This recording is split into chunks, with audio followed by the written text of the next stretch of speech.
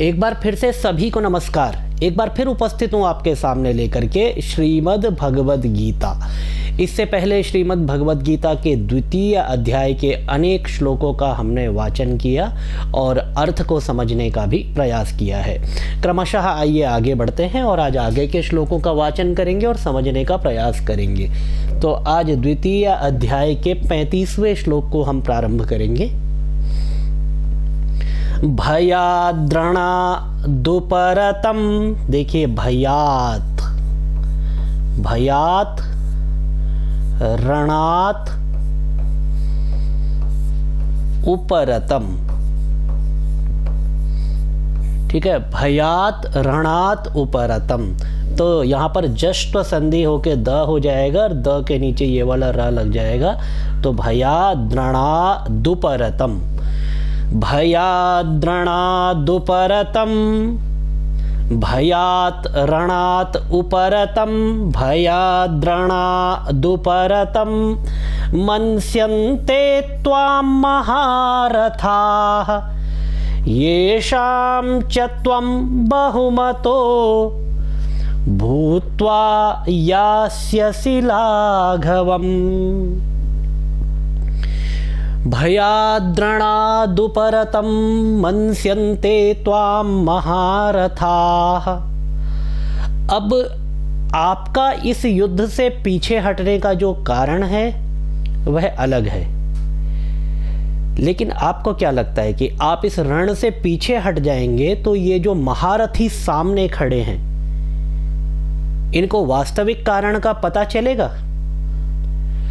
और यदि आपने इनको वास्तविक कारण बता भी दिया कि आप इतनी बड़ी संख्या में हिंसा नहीं चाहते हैं, आप अपने परिजनों का रक्त नहीं बहाना चाहते हैं, इसीलिए आप इस युद्ध से पीछे हट रहे हैं, क्या वो लोग स्वीकार करेंगे?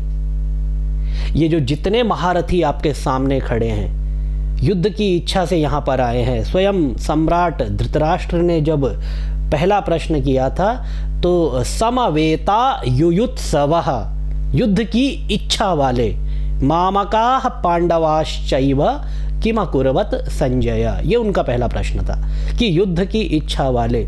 तो चलिए उसमें से एक आप युद्ध से पीछे हट जाते हैं क्योंकि आपको विषाद उत्पन्न हो गया है। आप अपने परिजनों पर शस्त्र नहीं चलाना चाहते हैं, अस्त्र नहीं चलाना चाहते हैं और किसी भी प्रकार के इस प्रकार से प्राप्त जो राज्य है उससे श्रेयस्कर आप भिक्षा मांग करके जीवन यापन करना श्रेष्ठ समझते हैं। ये तो आपकी स्थिति हो गई, लेकिन ये जो राज समाज सामने खड़ा है, ये जो महारथी सामने खड़े हैं, क्या आपके इस सत्य को जानेंगे?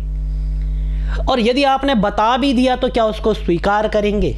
सबसे बड़ा प्रश्न, क्योंकि भगवान श्री कृष्ण ने पहले अर्जुन को तत्वात्मक तरीके से समझाने का प्रयास किया। देहि नित्यम अवध्योयम देहे सर्वस्य भारत और न हन्यते हन्यमाने शरीरे, इस तरह से समझाने का प्रयास किया। अब लोक निंदा का उसको भय दिखाते। ये मित्र का कर्तव्य है किस तरह से आपको बात को समझाए बस। तो अब लोक निंदा का भय दिखाते हैं क्योंकि एक वीर के लिए यदि कोई उसे कायर कह दे तो ये मरने के समान हो जाता है। इसीलिए अब अर्जुन को इस प्रकार का भय दिखाते हैं, इस प्रकार का सत्य से अवगत कराने का प्रयास करते हैं। आप इसको डर कह लीजिए कि अर्जुन को डर दिखाते हैं या सत्य से अवगत कराने का प्रयास करते हैं। और वास्तव में ये होता, यदि अर्जुन इस युद्ध से पीछे हट जाता तो ये जितने भी महारथी सामने खड़े हैं, एक भी ये नहीं कहता कि अर्जुन ने केवल इसलिए युद्ध को छोड़ा है कि उसके मन में विषाद उत्पन्न हो गया था। सभी ये कहते हैं अर्जुन युद्ध से पीछे हट गया। तो देखिए आगे श्री कृष्ण क्या कहते हैं। भयाद्रणादुपरतम मन्स्यन्ते त्वां महारथाः येषां च त्वं बहुमतो भूत्वा यास्यसि लाघवम्। भयात रणात उपरतम, भय से, डर के कारण, भय मतलब डर, डर के कारण रण से उपरतम, रण से दूर हुआ, रण से भागा हुआ, रण से उपरत हुआ। मनस्यन्ते मानेंगे, कौन मानेंगे? महारथा, महारथी। ये जितने भी महारथी यहाँ युद्ध में खड़े हैं, तुझे भयात रणात उपरतम, डर के कारण रण से दूर हुआ, रण से भागा, ऐसा मनस्यन्ते मानेंगे। किसको मानेंगे? त्वाम, तुझे मानेंगे। येषां च त्वं बहुमतो भूत्वा यास्यसि लाघवम्। येषां च त्वं बहुमतो, जिनका तू बहुत माना हुआ है, जो कहते हैं कि अर्जुन से बड़ा वीर कोई दूसरा है ही नहीं, जो अर्जुन को इस युद्ध का आधार मानते हैं, जिनकी दृष्टि में अर्जुन के अतिरिक्त इस संसार में कोई दूसरा धनुर्धर है ही नहीं, ऐसे लोगों का तू बहुत माना हुआ है। जिन लोगों का, येषां च त्वं बहुमतो भूत्वा यास्यसि लाघवम्, उनकी नजरों में भी, उनकी दृष्टि में भी तुम अत्यंत छोटे कहे जाओगे और बहुत छोटा तुझे मान करके लघुता को प्राप्त हो जाएगा। लघुता को प्राप्त होना मतलब ही इस तरह से वो बात करेंगे कि एक अर्जुन वीर अपने आप को कहता था और युद्ध से पीछे हट गया। तो इस तरह से भगवान श्री कृष्ण अर्जुन को समझाने का प्रयास करते हैं, लोक निंदा का भय अर्जुन को दिखाने का प्रयास करते हैं। प्रायः सामान्य जनों में ये बात होती है, यद्यपि यहाँ पर प्रसंग दूसरा है, लेकिन प्रत्येक व्यक्ति को सबसे पहला डर ये होता है के लोग क्या कहेंगे, ये सबसे बड़ा डर व्यक्ति के अंदर होता है। तो अर्जुन को भी श्री कृष्ण ने उसी प्रकार की एक बात यहाँ पर कही है। उसके आगे देखिए, अवाच्यवादांश्च बहून् वदिष्यन्ति तवाहिताः निन्दन्तस्तव सामर्थ्यं ततो दुःखतरं नु किम्।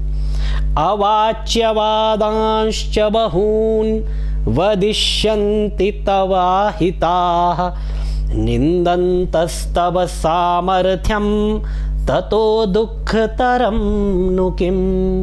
अवाच्यवादान च बहून, बहुत सारी अवाच्य मतलब न कहने योग्य बातें आपके बारे में करेंगे।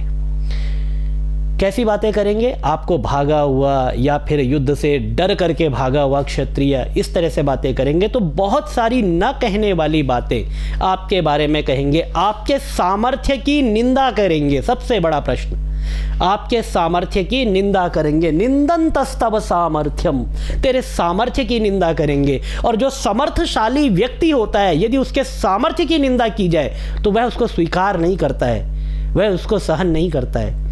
यदि सामर्थ्य नहीं है तो लोग निंदा करें चाहे प्रशंसा करें। और जो धीर पुरुष होता है, निंदन्तु नीति निपुणा यदि वास्तुवन्तु, नीति में निपुण लोग यदि आपके निंदा करें चाहे प्रशंसा करें, न्यायात् पथः प्रविचलन्ति पदम न धीरः, जो धीर पुरुष होता है वो न्याय के पथ से कभी पीछे नहीं हटता है। लेकिन यहाँ पर जो श्लोक में कहा गया है, निंदन्तु नीति, नीति में निपुण लोग यदि आपकी निंदा करें अथवा प्रशंसा करें, ऐसा नहीं कोई भी उठ करके आपके सामर्थ्य की निंदा करे, यह अस्वीकारनीय है, यह अस्वीकरणीय है, इसको स्वीकार नहीं किया जा सकता। तो अर्जुन को श्री कृष्ण अर्जुन को कहते हैं, निंदन्तस्तव सामर्थ्यम, तेरे सामर्थ्य की लोग यहाँ पर निंदा करेंगे। और ततो दुःखतरं नु किम्, इससे अधिक दुख की बात और क्या हो सकती है कि सर्व समर्थ होने के बाद भी यदि आपकी कोई निंदा करे तो इससे बड़ा दुख और जीवन में क्या हो सकता है। जिस कार्य को आप कर सकते हैं उसी कार्य को लेकर के यदि आपकी निंदा की जाए तो इससे बड़ा दुख संसार में और कोई दूसरा नहीं हो सकता। इसीलिए श्री कृष्ण कहते हैं ततो दुःखतरं नु किम्, इससे अधिक दुख की बात और क्या है। अवाच्यवादांश्च बहून् वदिष्यन्ति तवाहिताः, तवाहिता तव अहिताः, तेरा अहित चाहने वाले लोग क्या करेंगे, अवाच्यवादान, ऐसी ऐसी बातें करेंगे जो करनी नहीं चाहिए। और क्या करेंगे, निंदन्तस्तव सामर्थ्यम, तेरे सामर्थ्य की निंदा करेंगे। और बताओ इससे बड़े दुख की बात और दूसरी क्या हो सकती है। ततो दुःखतरं नु किम्। आइए आगे बढ़ते हैं अगले श्लोक की तरफ।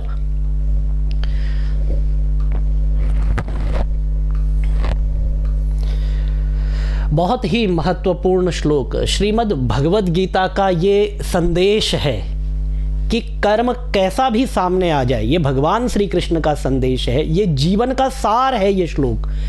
यदि कैसा भी कर्म सामने आ जाए, कर्म में प्रवृत्त अवश्य होना चाहिए, कभी भी काम से पीछे नहीं हटना चाहिए। कोई भी स्थिति आ जाए, कैसी भी सिचुएशन आ जाए, अपने कर्तव्य कर्मों से कभी पीछे नहीं हटना चाहिए, क्योंकि कर्तव्य कर्म ना करने से तो केवल हानि ही हानि है, लेकिन यदि करने जाएंगे और यदि उसमें असफल भी हो गए तब भी आपको लाभ होगा। देखिए श्री कृष्ण किस तरह से अर्जुन को समझाने का प्रयास करते हैं। हतो वा प्राप्स्यसि स्वर्गम जित्वा वा भोक्ष्यसे महीम तस्मादुत्तिष्ठ कौन्तेय युद्धाय कृत निश्चयः। बहुत सारे अनेक वीडियो में मैंने इस मंत्र को उद्धृत भी किया है, इस श्लोक को, और छोटे छोटे रील्स में भी आपको देखने को मिलेगा। इसको मैं अपने जीवन में आदर्श लेकर के चलता हूँ कि हतो वा प्राप्स्यसि स्वर्गम जित्वा वा भोक्ष्यसे महीम तस्मादुत्तिष्ठ कौन्तेय युद्धाय कृत निश्चय। एक बार इसको अपने जीवन में उतार लीजिए, ये आपको बल प्रदान करेगा। नहीं उठने का मन कर रहा है, नहीं कार्य करने का मन कर रहा है, लेकिन जब आप इस श्लोक की लाइन को दोहराएंगे, तस्मादुत्तिष्ठ कौन्तेय, आपको लगेगा श्री कृष्ण आपको बल दे रहे हैं उठने का। तस्मादुत्तिष्ठ कौन्तेय युद्धाय कृत निश्चय। अब जीवन भी एक युद्ध है, प्रत्येक दिन कुछ ना कुछ ऐसा होता है जो युद्ध लड़ने से भी ज्यादा खतरनाक होता है। तो इसीलिए तस्मादुत्तिष्ठ कौन्तेय युद्धाय कृत निश्चय। अब युद्ध क्यों करें, सबसे बड़ा प्रश्न है कि युद्ध में जरूरी थोड़ी है कि हम युद्ध को जीत ही जाएंगे। अर्जुन का प्रश्न है कि अगर हम युद्ध में हार गए तो तब क्या होगा? तब भी क्या होगा? धर्म की स्थापना हो जाएगी, तब हमें जो इंद्रप्रस्थ का राज्य है वो मिल जाएगा। श्री कृष्ण कहते हैं कि तेरा कर्तव्य कर्म यहां पर केवल युद्ध करना है, उसके परिणाम को डिसाइड करना नहीं। परिणाम तो तेरे कर्म के अनुसार डिसाइड किया जाएगा, तेरे कर्म के अनुसार उसका परिणाम कैसा होगा ये बाद में पता चलेगा, लेकिन तेरा कार्य यहाँ पर केवल अपने कर्म को करना है। और कर्म को केवल खाना पूर्ति करने के लिए कर्म नहीं करना है, अपने संपूर्ण सामर्थ्य से कर्म करना है। हतो वा प्राप्स्यसि स्वर्गम। चलो आपने कहा कि यदि इस युद्ध में पराजित हो गए तो क्या मिलेगा? फिर तो सब बेकार। अरे बेकार कुछ भी नहीं है, वृथा कुछ भी नहीं है। यदि कर्म में प्रवृत्त हुए हो तो खाली हाथ कभी नहीं लौटोगे, चाहे आपका वहां पर आप जो आपका अभीष्ट था आपको प्राप्त हुआ हो चाहे ना हुआ हो, लेकिन यदि कर्म में प्रवृत्त हो गए हो तो कभी खाली हाथ नहीं लौटेंगे। हतो वा प्राप्स्यसि स्वर्गम। यदि तुम इस युद्ध में मारे गए तो प्राप्स्यसि स्वर्गम, स्वर्ग प्राप्त करेगा, क्योंकि धर्म युद्ध में जो योद्धा युद्ध करते हुए वीर गति को प्राप्त हो जाता है उसे स्वर्ग की प्राप्ति होती है। और युद्ध प्रारंभ होने से पूर्व ही श्री कृष्ण ने कहा था इस युद्ध में जो भी योद्धा वीर गति को प्राप्त होगा उसे स्वर्ग की प्राप्ति होगी। हतो वा प्राप्स्यसि स्वर्गम जित्वा वा भोक्ष्यसे महीम। और इस युद्ध को जीतने के बाद तुम इस समस्त पृथ्वी का उपभोग करोगे। जित्वा वा भोक्ष्यसे महीम, महीम अर्थात पृथ्वी। इसीलिए तस्मादुत्तिष्ठ कौन्तेय, हे कौन्तेय, इसलिए उत्तिष्ठ, उत्तिष्ठ मतलब खड़े हो जाओ, और युद्धाय कृत निश्चय, और युद्ध के लिए निश्चय करो, या फिर युद्ध के लिए निश्चय करके हे कौन्तेय उत्तिष्ठ, खड़े हो जाओ और जा करके युद्ध करो। हतो वा प्राप्स्यसि स्वर्गम, मर गए तो स्वर्ग मिलेगा। जित्वा वा भोक्ष्यसे महीम, जीत गए तो समस्त पृथ्वी का राज मिलेगा। इसीलिए आपका लॉस कहीं पर भी नहीं है, केवल लाभ ही लाभ है, प्रॉफिट ही प्रॉफिट है। युद्ध किया तो भी, नहीं किया तो भी। तस्मादुत्तिष्ठ कौन्तेय, इसीलिए हे कौन्तेय उठ जाओ, खड़े हो जाओ, और युद्धाय कृत निश्चय, और युद्ध के लिए निश्चय करो, या निश्चय करके खड़े हो जाओ, इस युद्ध को करो।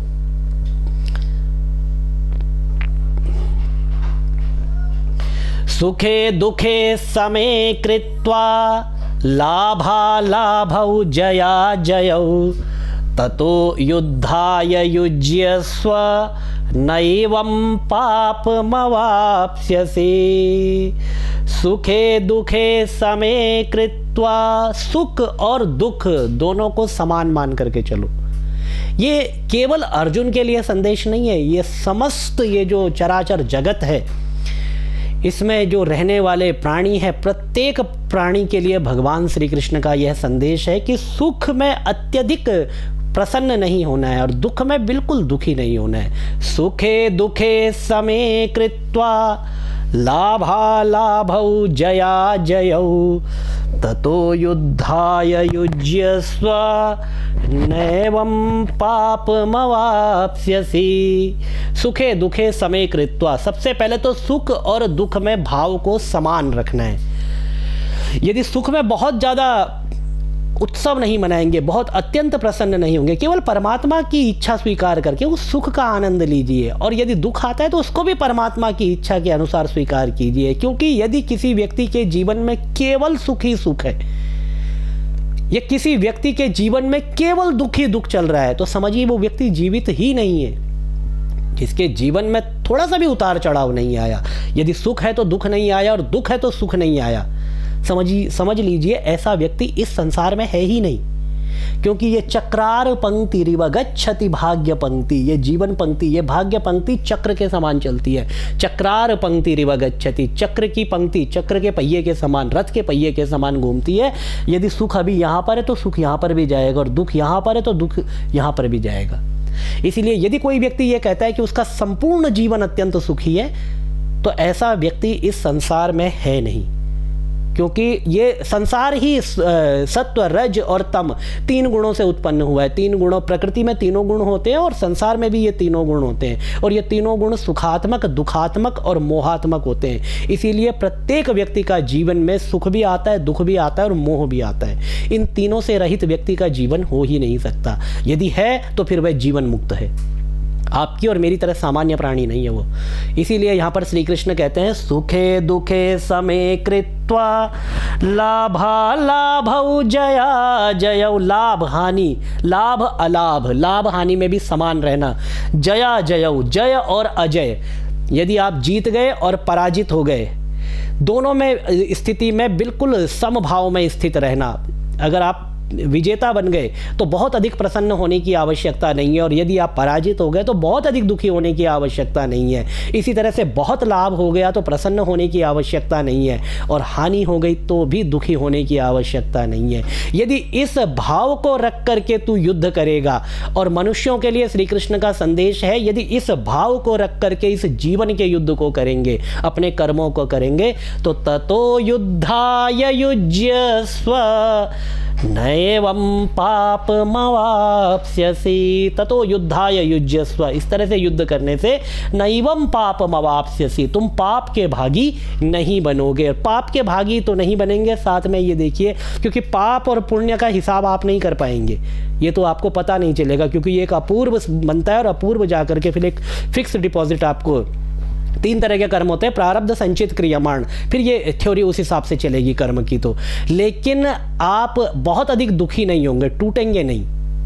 और एक बार आपकी जो हिम्मत जो पूरी तरह से किसी कार्य को करने के समाप्त हो जाए वो नहीं होगी, आपके अंदर बल रहेगा। और यदि आप पराजित भी हुए, यदि आपको हानि भी हो गई तो भी आपके अंदर आशा की किरण जीवित रहेगी जो आपको पुनः एक बार तस्माद् उत्तिष्ठ कौन्तेय युद्धाय कृत निश्चय इसके लिए तैयार करेगी। इसीलिए श्री कृष्ण का ये जो संदेश है ये चराचर जगत के लिए है, मात्र अर्जुन के लिए नहीं है। सुखे दुखे समे कृत्वा लाभा लाभौ जया जयौ ततो युद्धाय युज्यस्व नैवं पापमवाप्स्यसि। अब इसके आगे एषा ते विहिता सांख्ये बुद्धि योगे त्विमां शृणु, बुद्धिर योगे त्विमां शृणु। अब यहाँ पर सांख्य का उपदेश प्रारंभ होता है। तो आज के वीडियो में बस यहीं तक रखेंगे, अगला जो वीडियो होगा उसमें इससे आगे का भाग आपके सामने लेकर के प्रस्तुत करेंगे। तब तक भगवान नारायण के चरणार विंद में आपकी प्रीति सदा बनी रहे। ओम भगवते श्री कृष्णाय नमः।